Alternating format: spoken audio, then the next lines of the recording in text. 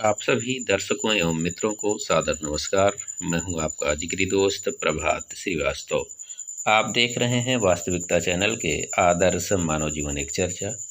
दाम्पत्य जीवन भाग 1 के प्रसारण के उपरांत दाम्पत्य जीवन भाग 2 में हमारे साथ पुनः मौजूद हैं होम्योपैथी के वरिष्ठ चिकित्सा अधिकारी डॉक्टर प्रभात श्रीवास्तव जी एवं उनकी धर्मपत्नी डॉक्टर पूर्ति श्रीवास्तव जी। मित्रों, हम प्रश्नों का सिलसिला आगे बढ़ाने से पहले आप सभी दर्शकों से निवेदन करना चाहेंगे कि चैनल को सब्सक्राइब, लाइक, कमेंट्स, शेयर करना न भूलें, जिससे हमारा मार्गदर्शन और उत्साहवर्धन होता रहे। दाम्पत्य जीवन भाग 2 का प्रश्न है डॉक्टर पूर्ति श्रीवास्तव जी से, और हम जानना चाहेंगे कि जब एक लड़की अपने बाबुल के घर में पढ़ लिख खेल कूद कर सयानी होती है तो लड़की के अभिभावकों द्वारा एक अनजान के साथ अपनी प्यारी लाडली को विदा करते समय वह कौन सा भाव एवं किस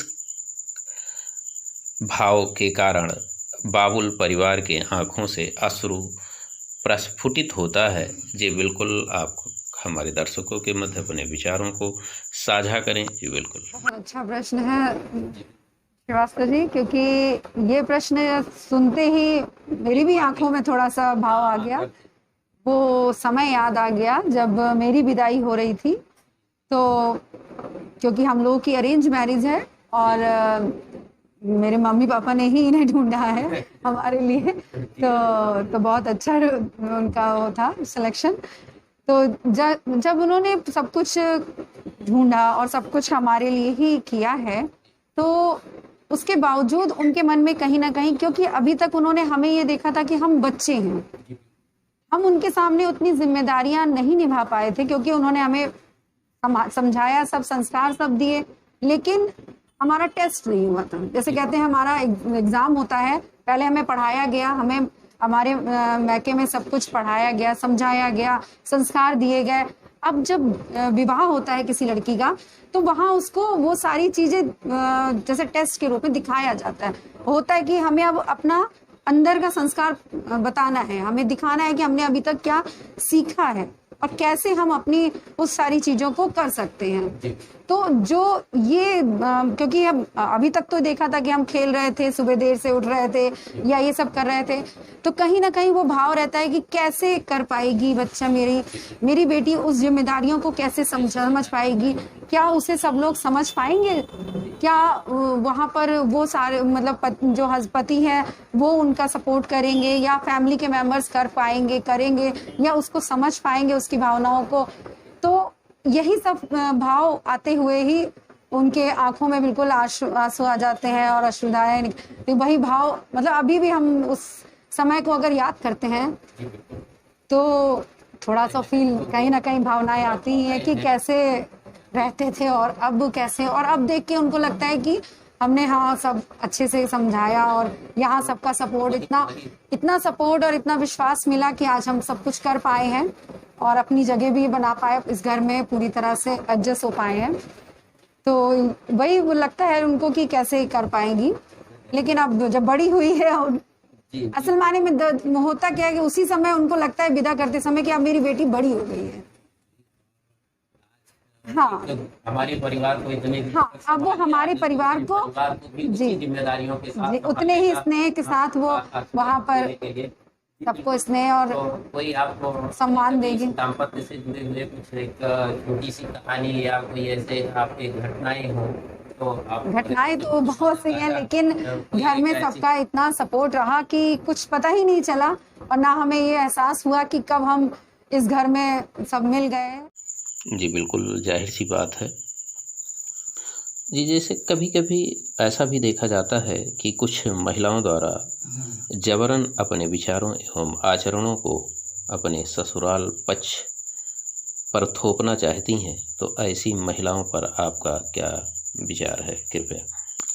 जब आप कहीं आ रहे हैं तो पहले आपको समझना पड़ेगा कि आप क्योंकि किसी और माहौल में आ रहे हैं, आपका परिवेश बदल रहा है, तो एडजस्टमेंट तो करना पड़ेगा।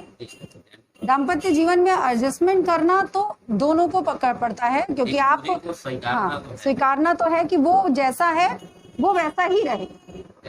अगर आप किसी को बहुत ज्यादा मॉडिफाई कर देंगे, बदल देंगे, तो वो उसकी वास्तविकता खत्म हो जाएगी।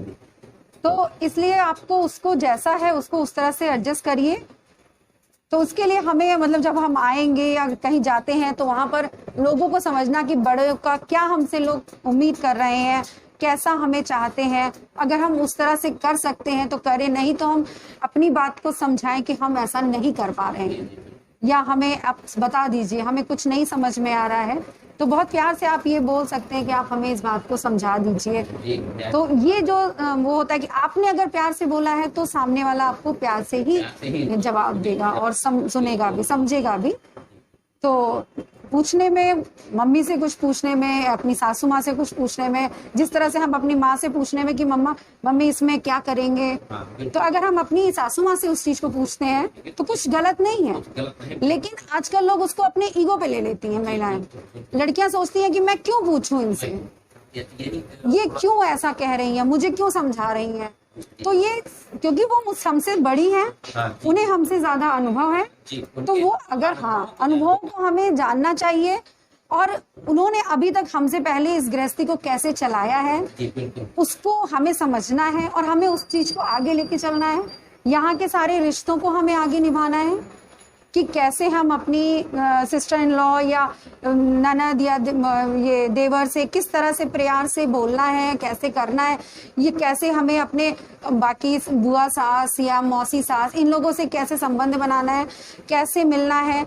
हमें हमारी सासू माँ ही सबसे इंट्रोड्यूस करवाएंगी, तो पहचान करवाएंगी। तो उस पहचान को हमें उनके विश्वास को बनाए रखना है, जो विश्वास उन्होंने हमारे अंदर देखा है कि हाँ बेटा तुम ऐसे करके रहना, तुम ऐसे हो, तुम हमारे घर का ये संस्कार है या ये नियम है, तो हमें उस नियम को फॉलो करना चाहिए।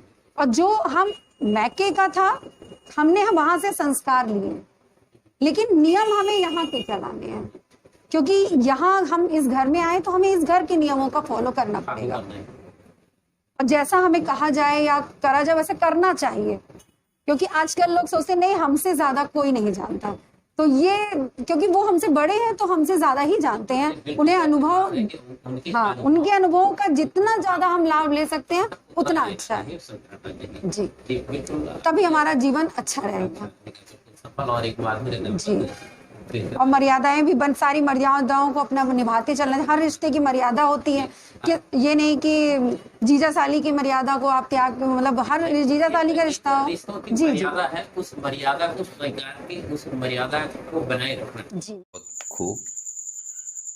अब हम रुख करते हैं डॉक्टर प्रभात श्रीवास्तव जी की तरफ और जानना चाहेंगे कि दाम्पत्य जीवन में जब दो परिवारों के संस्कारों एवं आचरणों का आदान प्रदान होता है तो ऐसी स्थिति में समान संस्कारों एवं आचरणों में एक दूसरे को ढल जाना आसान होता है, परंतु कभी कभी विपरीत संस्कारों एवं आचरणों जैसी स्थिति होती है। तो ऐसे संस्कारों एवं आचरणों पर आपका क्या विचार है? कृपया हमारे दर्शकों के मध्य ऐसे संस्कार एवं आचरणों वाली महिलाओं एवं पुरुषों पर अपने विचार साझा करें। अच्छा प्रश्न छेड़ दिया है आपने। अक्सर हम लोग, जो कि दाम्पत्य जीवन है तो उसमें थोड़े खटास वाले भी लम्हे होंगे, पल होंगे, थोड़े मिठास वाले पल भी होंगे। अगर बहुत मिठास ही हो जाएगी तो निश्चित रूप से वह रिश्ता कृत्रिम होगा। अगर केवल रिश्ते में मिठास ही मिठास है तो वह रिश्ता कृत्रिम होगा। दर्शकों इस बात को ध्यान में रखिए। वास्तविकता चैनल जी जी जी जी जी जी जी खट मिठा रिश्ता, क्योंकि आपको ध्यान हो श्रीवास्तव जी, आपने वास्तविकता चैनल की जब शुरुआत किया तो वास्तविकता चैनल के बारे में आपने पूछा कि हम किस प्रकार से इसको और अच्छा करें और कोई भी कमी हो, कोई बात हो तो बताइए। तो कई लोगों ने सारी अच्छी अच्छी बातें बोली, आपको बुला के, मैं नाम नहीं लेना चाहूंगा, कई दिग्गज लोगों ने भी बुलाया कि हमको आप समय दें और ऐसा करें वैसा करें। उस बात को चैनल पर डिस्कस करना उचित नहीं होगा, लेकिन हमने आपको किन बातों को कहा, हमने आपके पॉजिटिव पॉइंट भी गिनाए और निगेटिव नकारात्मक पॉइंट भी गिनाए। मैंने आपको बताया कि इन चीजों को करेंगे तो और अच्छा होगा। अगर हम केवल पॉजिटिव बात बताते तो शायद मिठास तो बढ़ती, लेकिन वह रिश्ता कृत्रिम हो जाता। मैं आपके माइनस पॉइंट नहीं बताऊंगा तो कैसे आप आगे बढ़ेंगे और कैसे ग्रो करेंगे। ठीक उसी प्रकार से जैसे दाम्पत्य जीवन में जैसे आपने आचरण की बात कही, तो मैं अपना ही उदाहरण बताना चाहूंगा। जैसे डॉक्टर पूर्ति जो हैं वो जब अपने परिवार से आई तो इनके पिताजी भी एक जाने माने स्थापित चिकित्सक हैं और इनके भैया भाभी सारे लोग डॉक्टर हैं। तो इनके परिवार में और चिकित्सक के परिवार में अक्सर ये होता है कि रात में सोते सोते देर हो जाती है और देर हो जाने पर सवेरे उठना देर से हो जाता है। और हमारा ठहरा शिक्षक परिवार, मैं चूंकि शिक्षक परिवार से हूं तो अब तो ये बेहतर जानती है, अब तो उस चीज में बिल्कुल हाँ उस चीज में ढल गई हैं। तो इनके परिवार में जो आचरण का कैसा देखिए कैसा मतभेद। तो आचरण में इनके परिवार में जैसे सुबह सो के उठने की बात है तो सवेरे ये लोग 7:30-8 बजे तक उठते थे। उठ के कुछ बिस्किट या पानी कर लेते थे, उसके बाद नहाना धोना होता था। हमारे परिवार में किसी भी दशा में 5:30 बजे जग जाना होता है। जग कर नहा कर उसके बाद खाना पीना, कुछ भी जो खाना पीना है, नहाना धोना पूजन आदि के बाद करना होता है। तो इस बात को मैंने इनके ऊपर लादा नहीं, इस बात की बाध्यता मैंने नहीं किया। मैंने इस बात को प्रेम से समझाने का प्रयास किया कि चूंकि हमारे यहाँ मेरे माताजी का पिताजी का रूटीन जो है वो सुबह से ही शुरू हो जाता है। उनके क्लास, उनके लेक्चर्स सुबह 8 बजे से चूंकि शुरू होते हैं तो स्वाभाविक है 5:30-6 बजे उठना पड़ेगा, उनको नाश्ता देना होगा। तो वो सारा कार्य इन्होंने आत्मसात किया। इन्होंने ऐसा नहीं समझा और मेरे जी उस माधुर्य को, उस समझ को बना के रखा। मैंने कहा कि भाई ऐसा ऐसा होता है, अगर आप करेंगी तो बहुत अच्छी बात है। और इन्होंने उस बात को समझा और ईश्वर की कुछ कृपा रही, बड़ों का आशीर्वाद रहा कि उस चीज को समझा और उठकर अपना काम करके आज ये भी जो भी कुछ खाती पीती हैं वो नहाने धोने स्नान आदि पूजन के बाद करती हैं। तो जब आचरण दोनों जगह के अलग अलग थे, किंतु इन्होंने उस को धैर्य से आत्मसात किया और आत्मसात बिल्कुल आत्मसात किया। और मैंने भी इस चीज को आत्मसात किया। इन्होंने मुझसे चाहा कि हम ऐसा करें, हम वैसा करें। जिन जिन चीजों में इन्होंने चाहा मैंने उस चीज को आत्मसात किया। जब दोनों लोगों ने एक दूसरे की बात को समझा तो निश्चित रूप से प्रेम उसका प्रतिफल हुआ और प्रेम और माधुर्य निकल के सामने आया। दाम्पत्य जीवन भाग 2 पर होम्योपैथिक के वरिष्ठ चिकित्सा अधिकारी डॉक्टर प्रभात श्रीवास्तव एवं उनकी धर्मपत्नी डॉक्टर पूर्ति श्रीवास्तव जी द्वारा मधुर दाम्पत्य जीवन पर अपने अपने विचारों को साझा किया। हम उनका आभार व्यक्त करते हैं। साथ ही आप सभी लोगों से पुनः निवेदन करना चाहेंगे कि हमारे वास्तविकता चैनल को सब्सक्राइब, लाइक, कमेंट